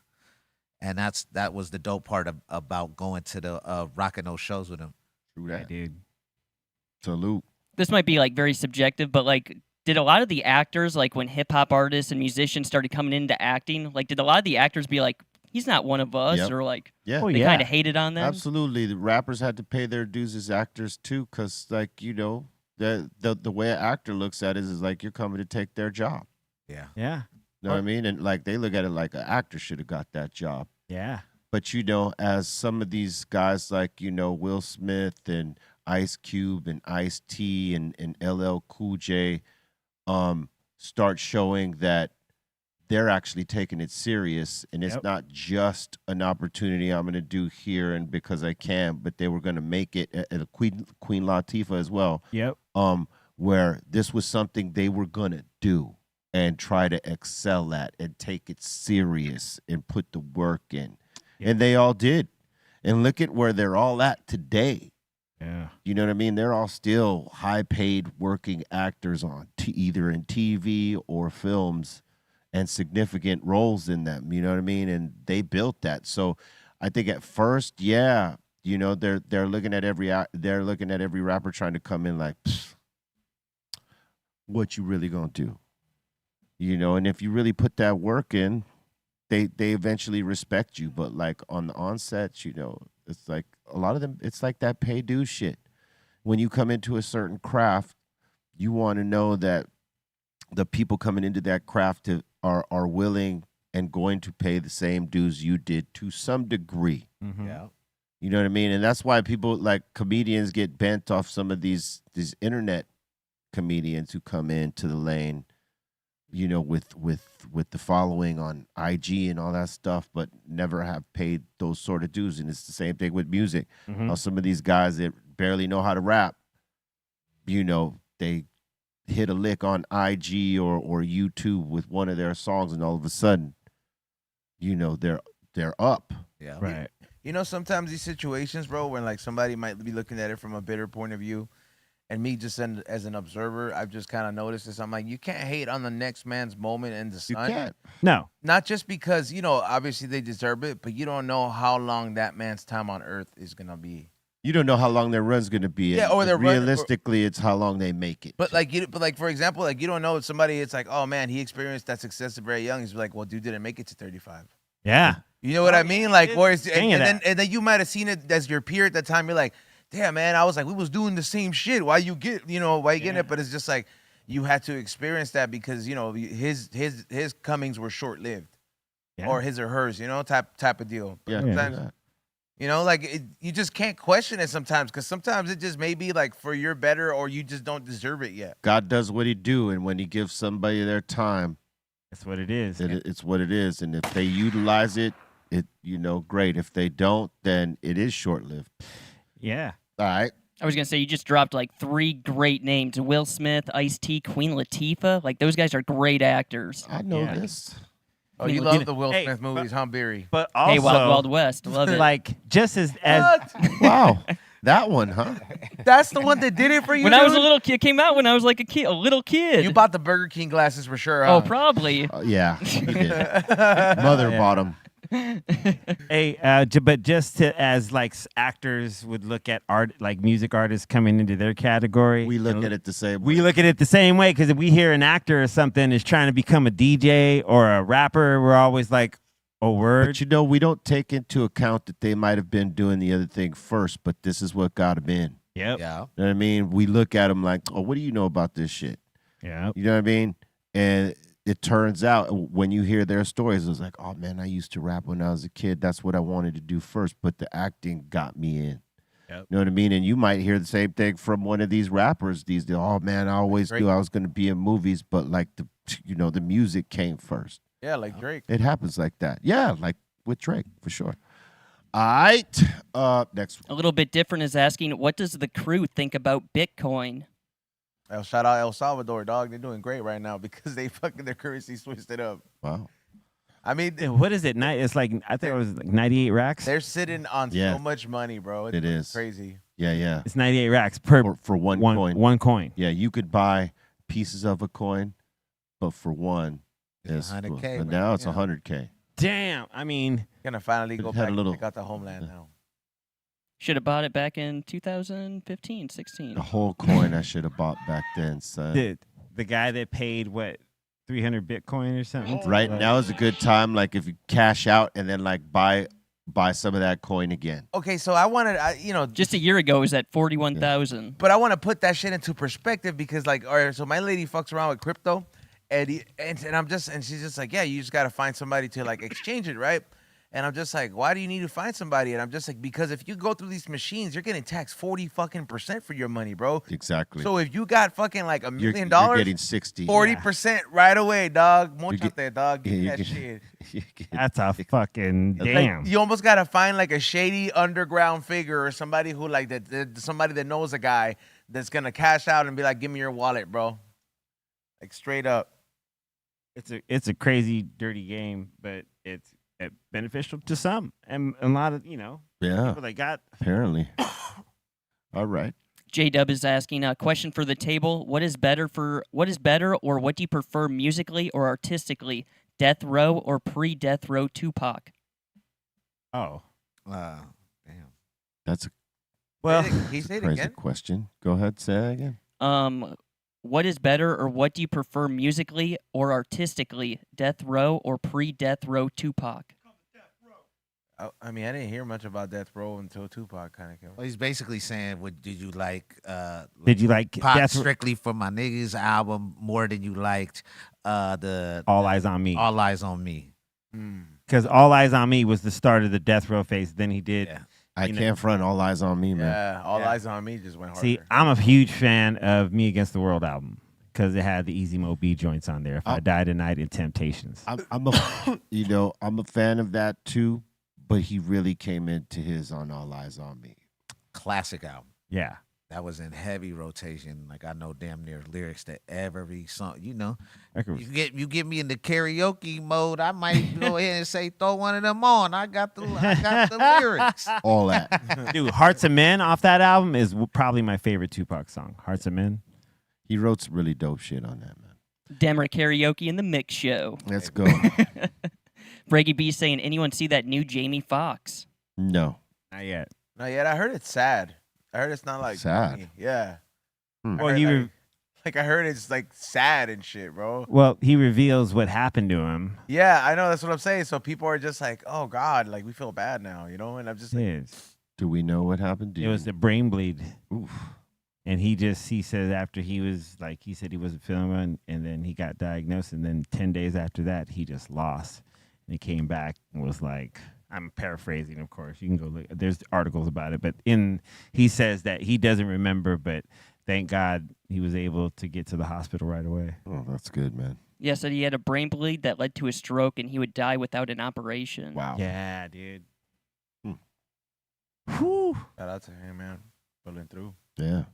I want to watch that. It's where is that comedy special? Netflix. It's on Netflix. Netflix? Netflix, yeah. Yeah, I want to watch that. Remember, like for a while, he was just like, "Stop fucking saying that I got cloned, bro." Like I'm going.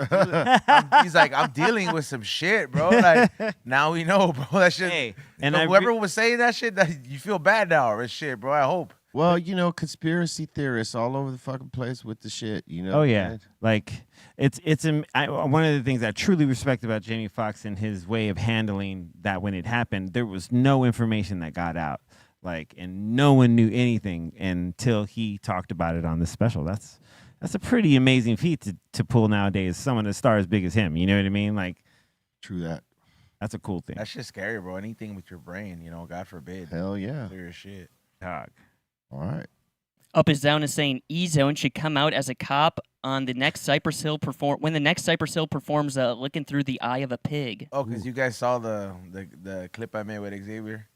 Yeah, I've always played a good cop, bro. Like for real. Like I know I could always play that cop. That Evil cop. Ray not a says, Ray says that evil cop. cop. not like an evil cop, but just like it's like I Ray have, just said evil cop. but Like Oh, Ray, Archie Bunker cop. there you go. All right. like if they probably put like the more gray hairs on the mustache, or just I don't have any, but then I could play like an old school cop. Like been on the force for a while, part of the Rampart division. That's tight. I love it. I love it that you have it locked in. Yeah. Exactly what direction you want to go with this.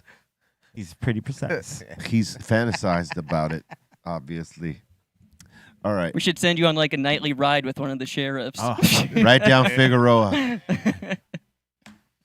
I mean, nah, bro. Like that shit sounds scary as fuck, bro. Like with the sheriffs, bro. Those fools are the ones that don't really fuck around, dog. I don't want to go riding with them, bro. Yes. Yeah. They do not fuck around. You Yeah. go on a ride along with them. You coming back different. You could be like, oh shit. I don't know if I want to be a sheriff now.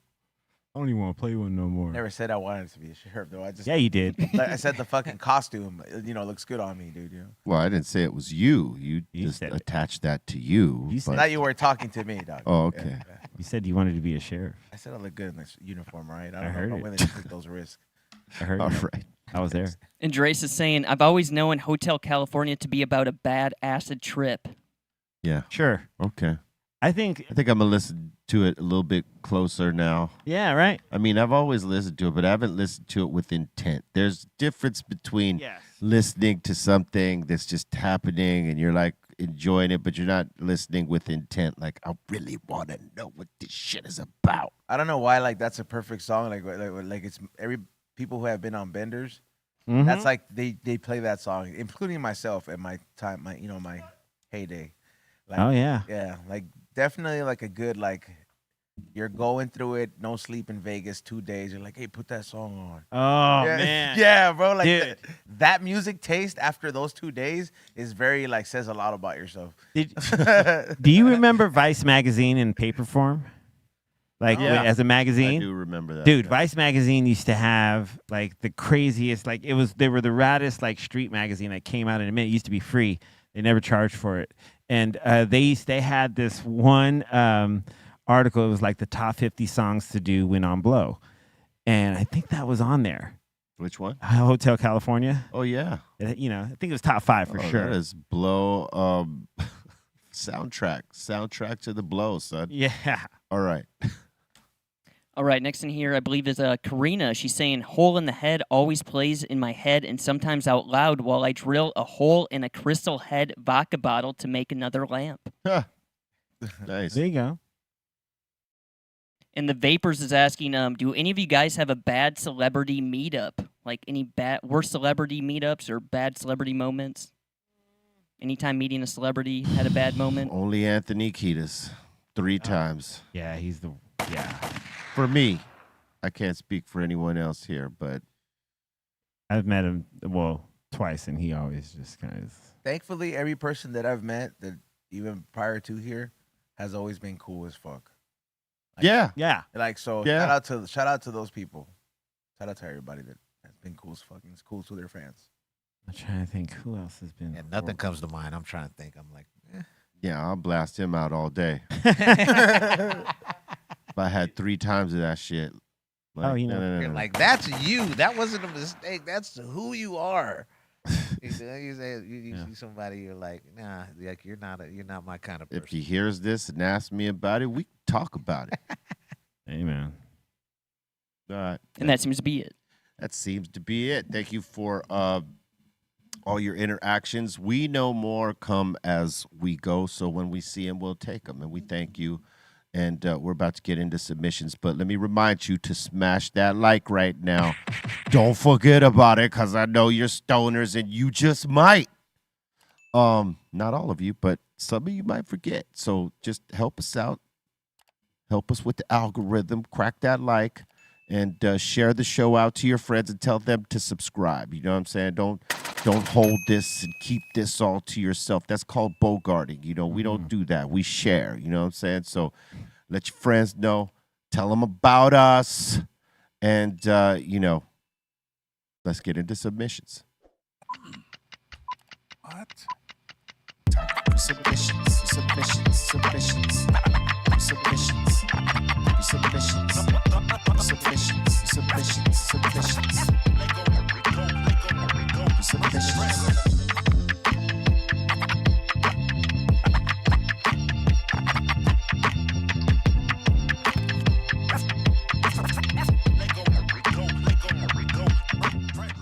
All right, first one of the day here. We got our boy Cedric. He's saying, yo, I decided to go east and make us a little New York strip and shrimp stir fry. Oh, that's like. That looks good. Yeah. Is that what like surf and turf is considered? No. Okay. That's just like what is it? It's like almost like teriyaki kind of food, like beef. Yeah, surf and turf would be with like, let's just say beef of whatever sort and shrimp or lobster or crab. Okay. That would be the surf and turf combo. Has to have some sort of deal like that in it. Fish ain't usually a part of it. It's more like the crustaceans. Like a Right. shrimp or something. Yeah, like shrimp or crab or lobster. Yeah. So even though that's beef and just shrimp, it's not. That's Is not. that shrimp on there? Yeah. Is that? Yeah, he there's says no there's shrimp a. on there? He says, New York. Yeah, he says it's steak and shrimp. Oh, Yep, okay. there's Well, shrimp in there okay, zoom somewhere. I in. mean, I don't know if. Oh, right there Oh, to the yeah. left. Yeah. So if it's stir fry, usually if it's Chinese or Japanese restaurant, they ain't calling that surf and turf. It's just stir fry combo. Right on. We in America, In America. Exactly. do the surf and turf. You want stir fry? I love stir fry. Yeah, stir fry is Stir fry. good. These food spot, bro. They ask you like that. It's fucking good, man. Good tease. Our boy Dean Jones saying saw this on Instagram, so I had to give it a shot. Oh, man, I wish that. Saying had to put a bacon in the muffin tin and use that as the base. Cracked an egg in there as well. Yeah. I wish the eggs I had to eat on my meal plan were like that. It's almost like a poached egg. Know what I mean? You Oh could my like break God. the yolk and dip like something in it. Yeah, that shit. That's like that shit one is- is like 1,000 calories probably. What that? Oh Yeah. no. Really? No. Like the bacon with the bacon. Okay, with the Casing? muffin and like the muffin and the egg, bro, you're probably like going like 700 calories tops. Yeah. I Yeah, would yeah, say okay. it's about there. Yeah. Yeah, but like just the egg, bro. Like honestly, like an egg is It's not Like that three- many calories. An egg, Yeah. 70 calories. 70 calories, bro. Like Okay. just the egg itself. Yeah, so one, and with that bacon and with it's probably less than that per one. Like 7. Well, because I've had this dish before, and it's like pretty much a big cornbread kind Oh, of there's muffin. cornbread in it? It's a muffin, dude. and then you Oh, pop the okay. yolk, and it's supposed to soak it up, and it has bacon bits in it. The one that I tried before. Yeah, that's probably about 600. Okay, there you Five- go. I five, wish I could 600 fuck that up right now. Oh my God, I do. You could. You Yeah. need a cheat day, like Nah, be everybody real. has. Well, No pain, no gain. It's got to be one whole. Hey, one bro, whole- you're telling me that I did this shit for 3 years, like meal prep. Like I know you need one cheat day, and if Yeah. you ain't disciplined enough to just have one cheat day, but hey, do what works for you. I want to go 1 month, but like solid cold turkey, and then I'll be like, all right, cool. All right. Right on. Then still continue. you Hurt, go. hurt That's- yourself if you like. Because this is the lot. Because this honestly, this is like the biggest. I had not a. I want to say tolerance break from drinking. Yeah. Yeah, that's Nice. good. That- That's even super better. That's not a part Because of you're the gonna, diet. you're gonna. Oh, so you're gonna wait. You're going to keep going? You're gonna keep drinking or not drink. I told myself because I talked to the coach and I was like, look, man, I was like, so I know I'm supposed to give up drinking while I'm on this meal plan until I reach my goal. And he's just like, that's correct. And he's like, well, you can have a few cocktails depending on these. Like, it's to say Christmas and this and that. That's called a cheat day. Yeah, but I'm choosing not to indulge in the cheat day of like eating a burger. or Right. eating a Okay. I pizza. get it. So I told myself if I choose to drink this month, it'll probably be on my birthday, and I'm probably gonna have like something craft. well, from a that's just one restaurant. drink. Though. Yeah, like like 2 cocktails from like. You're gonna notice letting go of the drinks, most especially because there's a lot of sugar in the drinks. You're gonna drop that weight fast, like as you're cutting, that shit out, and you're on this diet. Watch, Yeah. Yo, I've noticed the inflammation, just like because how much inflammation the actual alcohol has if you drink it on the weekly, bro. And like I would notice on my face that would get puffy a lot. Yeah. Well, when you see an alcoholic, man, a lot of time their face is puffy because they're inflamed. Some people, not all of them. Hell yeah. Some people look like regular. You can't even fucking tell. But Oh my some that are very sensitive to that, you'll see it. Like you see pictures of me back in the day when I was drinking, I was way more puffier, dude. Like I noticed it as soon as I stopped drinking, I was like, oh shit, I'm not this swollen. Yeah, you ain't got that inflammation. You ain't got the sugar, Yeah. all the calories that come from that. You know what I'm saying? Hey, you're doing good. You stay on it, Thank you. whatever it takes. Hell yeah, Ezone, keep going, bro. All right.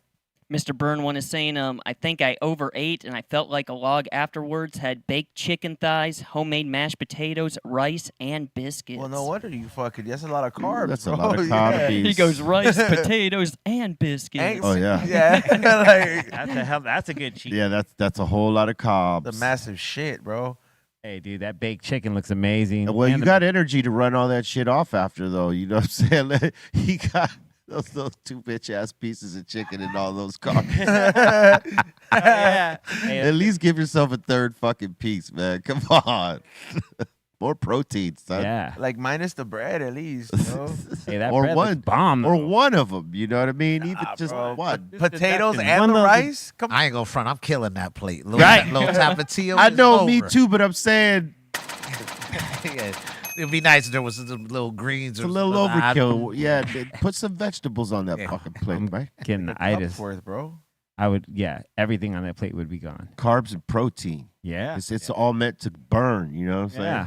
I start my day off with that meal. I was gonna say the older I get, the more I prefer baked chicken instead of like fried chicken. Oh, baked chicken is way better. Yeah. Best. It just there's different ways. I just think that not a lot of people haven't. It hasn't become popular to kind of promote the baked chicken because it's not as. Well, 'cause- I guess it's not as appealing Well- as the fried to well, most no. people. But Yeah. there's recipes out there that people are creating and they're Well, fucking with that you're just like, oh it's- damn, you go to this spot like for example, Dino's, It's- iconic. It's not really that. It's really that baked chicken takes 45 minutes. And putting the chicken in the skillet and frying it takes, 3-4 minutes on both sides. You know what I'm saying? Yeah. It's very fast and efficient. But really what's better for you is the fucking baked chicken. Absolutely. But know what I mean? but in regards to like I guess restaurant appeal, like it's very hard to kind of sell that in certain places that have been known for that. Like I just mentioned Dino's. Shout out to Dino's. Like they got it's not fried chicken there, but like their chicken is Well, it's even the fire, rainbow. dog, yeah. The rainbow's baked chicken is crazy. I've never had that. We gotta go get next some. time, yeah, we yes. gotta go. Oh man, falls right off the fucking bone. Okay, we gotta go. Yes, that. trust. I mean, Demrick. Yeah, You've I been know. there. Uh-huh. No, I always just have the pizza, but baked chicken seems like a healthy. Oh, option man, there. the You get baked like, chi- 8 ounces. the I baked gotta try chicken it. is it, son. I've never Trust. tried it. Oh yes, trust. Well, See, now next we all time we go gotta there, go. next time we go there, we'll Baked chicken it up. do the baked chicken. Hey. 45 minutes it takes because that's the standard on. I can't remember the degrees on it. Mr. Bartz could tell us that, or Beery could look it up. But it's 45 minutes on the standard. I think we could do something for 45 minutes. Yeah, we could smoke for 45 minutes and wait and get hungry. You know what I'm saying? They have the best Chinese chicken salad ever. They have the best everything. Yeah. And their They- fried Their mushrooms. little There's a chicken dessert fingers. that they have that's an apple burrito instead of a warm apple pie. It's an apple burrito that they do it in the oven, and then it comes with the scoop of vanilla ice cream, son. Man, they was giving B Real all kinds of secret menu shit, bro. Like, yeah, bro, like shit that's not even on the menu. He's telling you, he's like, bro, I got this because I was B Real, bro. They was like, the chefs like, dale eso, be real. That sounds amazing. Oh no, that was on the menu. You could go look at that right now. It'd be like, I need the apple burrito, and it's like, okay. It takes about it takes about 20 to 30 minutes for that because they bake it as well. those kind of You know what I'm dishes, they could be very experimental. But like, there's a spot by my house. It's like by Lemert Park, and they have this thing on the menu. They have these weird combinations, but it's a blueberry chicken burrito, dog. Hmm. And one time, I fucking ordered that shit, and that shit was fucking bomb. Yeah. It worked, and they make the craziest things. But like, I'm like, and it's one of their most like highest rated items. I'm gonna see if it wasn't a seasonal thing, and maybe come with like 3 of them here. Yeah, go bring them. Dude. Because it's something you definitely want to like. You try. got to bring them, son. You remember? And you guys tell long stories next. All right. My mom sent one in. She's saying, was driving around and Cypress Hill came on the radio, and it's also -4 degrees outside. Oh my God! Yeah. -4. What up, Mom? That's ball freezing temperatures right there, guys. You need to be wearing thermals and layered up, North Face out.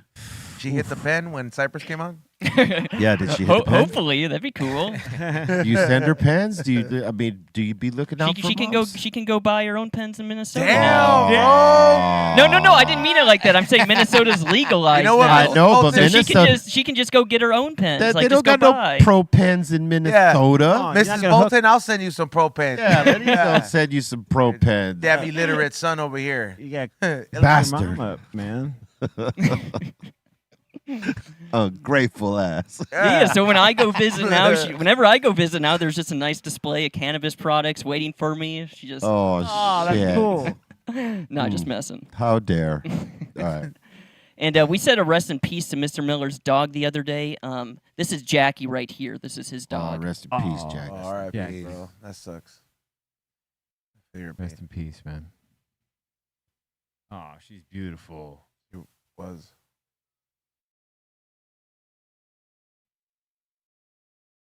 Hey, the dogs love those fucking cushy beds, boy. They love to rip them too. Hell yeah. Tear that shit up. All right. Diggity Dank is saying birthday candle for my girlfriend Jules. Can she get a shout out from the table? Happy birthday, Jules. Jules. Happy birthday, Jules. Happy birthday, Jules. Happy birthday, you thing from another world, you. Jules got the tools to break all the rules. Nice. Thank you. Hey, bro. Good accentuation right there. Not bad on that roll neither.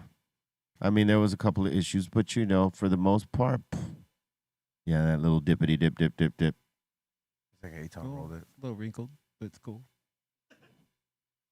All right. You said it looked like A-Town rolled it. Nah, come on. That was a low blow, son. Damn. What?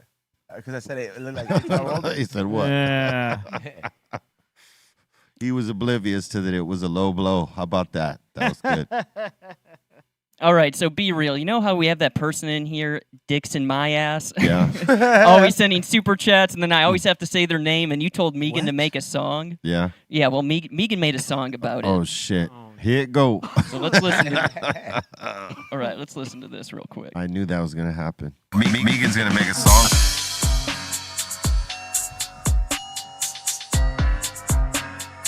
Megan.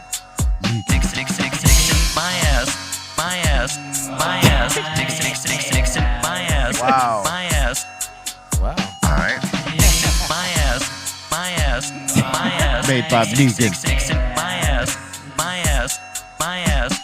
Dicks in my How ass, you feel, both my of you? ass, my ass. Oh, man. Dicks in That would be a my hit right now. My ass, my ass. It's really good. Dicks in my ass, my ass, my ass. Dicks in my ass, my ass, my ass. Okay. That would be a hit right now. We'll It put would. that out for you, Bolton. You know what I'm saying? Put your face on the cover. Did they sample Bolton's voice? Yes. That was? Yeah. Yeah. Yeah, because this dude sends in submissions under the name that what you just heard. Yeah. And He has to read it. Megan made a song about it. You want to hear? Here it go. At the next Diddy party. It was a pretty good, Damn. it's a good beat. I'll tell you that. We'll have the remix coming out featuring E-Zone. Nah, bro. Gonna look cool on the resume, That's dude. your voice, bro. Oh shit. That was hilarious. That was quite hilarious, Megan. All right, Derek H is asking for a little hash hole rating. You gotta zoom in, bro. Well, it's so It's a 6. it's about a 5. Yeah, 5, bro. Yeah, big ass dent. Yeah, you got that big ass dent. It's like a curve that happens, and then You got some hash on the outer layer, which is gonna create an uneven burn. It's supposed to be in the middle to make that little solid donut like you see on mine. Yeah. it's good effort though. You'll get better. You asked for this, bro. Ah. They do, bro. And it's like sometimes you can't feel bad about it sometimes. No. As long as you're not fucking hey man, fuck you and your joint. You know what I mean? Like as long as you're just honest and be like, hey bro, this is from my experience. Yeah, you asked for it. Yeah. Here we are. I feel like sometimes you're too nice, B-Real. What? Yeah. Cause You don't know what you're talking. you're like, I mean, number wise, I get it, but it's like sometimes I feel like sometimes you want to be like, man, that looks like shit here at the top. You know what I mean? Like I feel like sometimes you want to be brutally honest. Well, I do, but I don't want to crush their spirit neither. But everybody needs a coach like that, bro. You want me to crush spirits? You Is that what you want me to do? You know, All right, only let's get to the next one. only Let's crush weak some vessels spirit. get crushed, dude. All right, we got Stylist Reeds here. He's showing off some art. That sucks. Blaze is like, In the name of Cali Blaze, that sucks. Next. No, I'm just kidding. It doesn't suck. That was actually really good, and so is this. I was just, playing to E-Zone's, wanted me to be more brutal. There you go. That's for you, E-Zone. Perfect, man. Perfect response. I like that though. I like the little drawing he made. that's the best. That's good. Put that on a shirt. That might sell. Yeah. Yeah, well. It's like good to get as a hand tattoo. Yeah. That looks like you, Bolton. That's a character on some Disney flick, yeah? Right? Is it Olaf? Yeah. Is it? Olaf. From Racist Frozen. the Let It Yep. Go. Sings the song Let It Go. Just let it go, man. We got Sonic the Hedgehog. You know, it's kind of crazy how the resurgence of I did not think that fucking movie was gonna make it to a part 3. What's that? Frozen? No, Sonic. Oh, yeah. Oh. I mean, like I don't know why, but it's like who's showing up? It was a big game. Still is. A lot of nerds. Like it's real. I just don't get it sometimes. But hey, I mean, they keep those franchises alive. Yeah, dude. Jim Carrey. I go to the movie weekly, but that is something I will not be checking out. Well, they asked, because Jim Carrey had made an announcement that he was retiring at the last Sonic movie, which is Sonic 2, right? He said, "This is my last one. I'm over, I'm about." And then he appeared in this third one, and they asked him, "Hey, I thought you said you were retiring." He's like, "Well, I bought a bunch of shit, man, and I had to Got to pay for it. got to pay Back for to it." it. They paid him a big enough bag. Jim Carrey style. I wonder what. Salute to Jim Carrey, man. All right. All right, that seems to be it so far. And we got Andresen here asking, Yo, B, can you go over your 3 encounters with Anthony? Damn, that's pretty exact. Fucking cheese, man. Cheese. Yeah, I most know, of right? food, I dog. wanna Well, know. I'll just keep it short. He was a dick to me all 3 times. Does that cover it? Acted like he didn't know me. Walked away from me one time, ignored me the other time, and was like, the fuck out of here. I don't want to meet this guy type of thing. It was very off-putting. That All sucks. 3 times. That sucks. There you have it. And this was after we did it with Lollapalooza with them. They're on the big stage. We're on the small stage. We're backstage with Ice Cube almost every other night, chilling, hanging, meeting everybody back there. So he knew who I was, and he acted like he didn't, and he was a dick. So, Oh, yeah. That'll do Yeah. it every time. and then the other times he just straight ignored me. So, dick. Next. And I just got to let everybody know to check out CaliBlaze.net for all your flour and concentrate needs. Check it out. He's got the Christmas holiday sale going on, so check it out, CaliBlaze.net. Word up, salute. There was only one time that dude was cool with me. Come to think about it, we did the MTV Live and Loud thing with Nirvana, Uh-huh. right? Pearl Jam was supposed to participate, but Eddie Vedder didn't show up. So it was just us and Nirvana in the end. But those 2 dudes, Flea and Anthony, were hosting the thing for MTV. Mm. So that was the one time he was cool with me, but that's because he had to be, because he was hosting the thing with Flea that ourselves and Nirvana was playing. Yeah. Gotcha.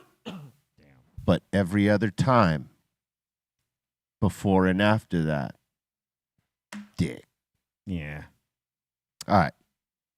And that seems to be it so far. Word up. That seems to be it so far. We thank you very much for your interactions, for your submissions, and all the things, the love, the support, and time and energy and all that stuff. We know you could be somewhere else, but you're here with us, and that means everything. So we appreciate that.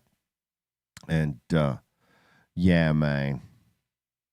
We got a show this weekend in Cancun with, I believe it's Slightly Stupid. It's going to be off and popping. So I will not be here tomorrow. These guys will be holding it down because I'm going to be in flight to Mexico. Yeah. To rock that show on Saturday. So salute to all y'all. Oh yeah, get some good weather real quick. Oh, yeah. Stick Figure, Sublime. Not gonna rain? Aeration. Well, they said there's a cold front going on that is possibly coming down there, but I don't know if it's going to rain. I think it is going to rain, but that's tonight and tomorrow. On Saturday, I think it's going to be okay, but I cannot be sure. I am not the weatherman.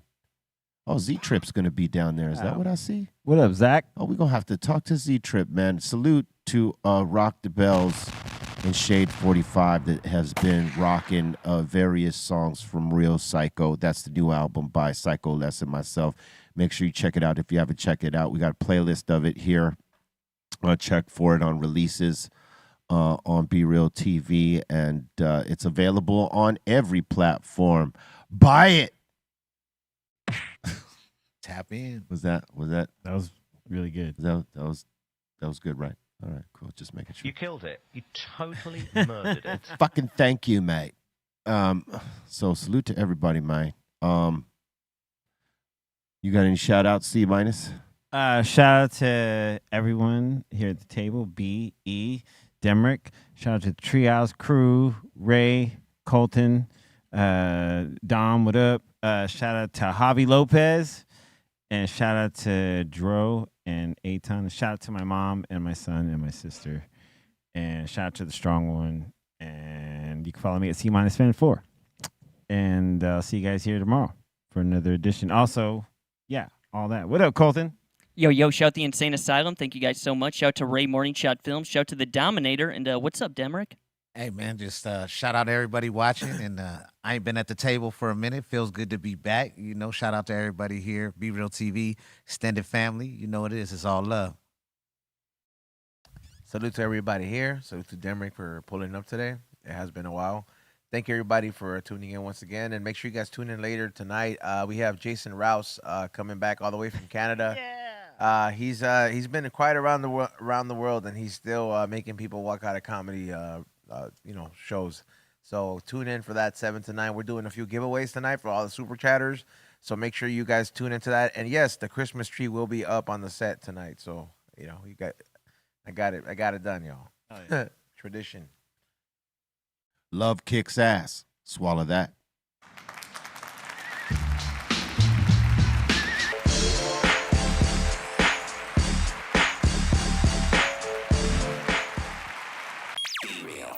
BREALTV.